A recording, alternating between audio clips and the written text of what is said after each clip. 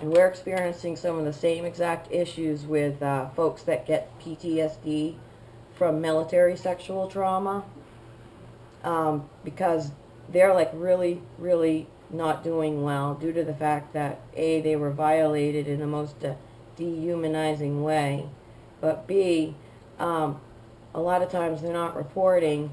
So as a result of not reporting, because they're fearful of being retaliated against, they are instead keeping quiet about it and getting out or moving forward with an unhealthy military career, meaning they're drinking to cope or whatever it might be. So these guys are in desperate need of help from the VA when they actually get to that point, because while you're in the military, you're sucking it up so you can move forward, and you're trying to bury what happened to you because you got to put mission before self. And the reason that mission before self became so just such a stronghold in our lives while we were in was because of 9/11. That kicked everything into overdrive, and we really have been doing the jobs of like 3 people, all of us.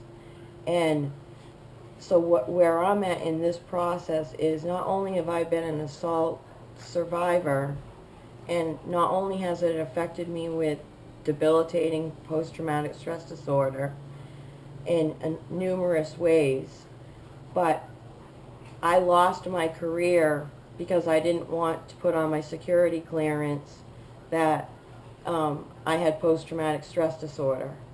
I chose my graduate degree and the future that could give me over my military career, which was a security clearance that would have basically carried a post-traumatic stress disorder diagnosis that came from them, from the military sexual trauma that I actually received while I was on duty. And so this is all of this, both the combination of what was kind of happening out there in combination with what I was experiencing at that moment, and then the Invisible War movie coming out at the same time is what eventually got me to Congress to finally tell my story. And I was motivated by all these things because, first of all, I lost a career I didn't ever want to lose. I was an amazing troop. I worked really, really hard. I totally cared about my people. I was the service member that people would want. But because I took Prozac for the depression that I got from the PTSD, that made me non-deployable, therefore I was useless. And that isn't right, especially when you're hearing that there are guys overseas that are fighting in combat zones that are all hopped up on Prozac and Ambien and anti-anxieties. So I was like, what is this? Even in my husband's even in the military, and we noticed the discrepancies with him as well.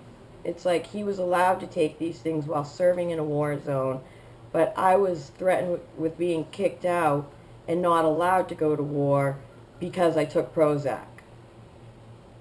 So when I found out about Susan Burke filing that lawsuit, I was all over it. And unfortunately, I wasn't eligible to be part of that lawsuit because the crimes that occurred against me occurred between 1996 and 1998.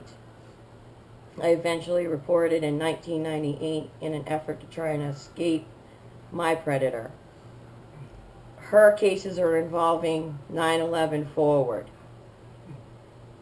And that's what I'm just really impressed with, the fact that these veterans that decided to serve our country after 9/11 had the bravery to do that, walked into this basically predator haven because the DOD hasn't been dealing with the prosecution. Like I said, 8%. So we're working really hard at the congressional level in Washington, D.C. to try and get them to take the reporting, investigation, and prosecution out of the chain of command, which means, like civilians, We wouldn't have to report the crime to our boss, because sometimes that boss is the predator. We would report it to an external organization made up of both civilians and military.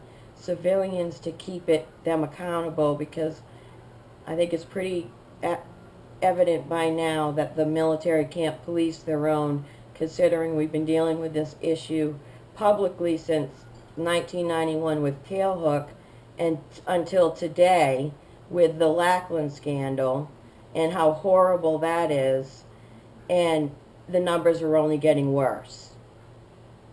So to me, this is a crisis, this is an emergency, we need to get in front of Congress now, and they need to hear from the survivors so they can hear the same patterns over and over and over about how they're being failed and how easily we can fix this if we would just pull together the right people to keep the DOD accountable.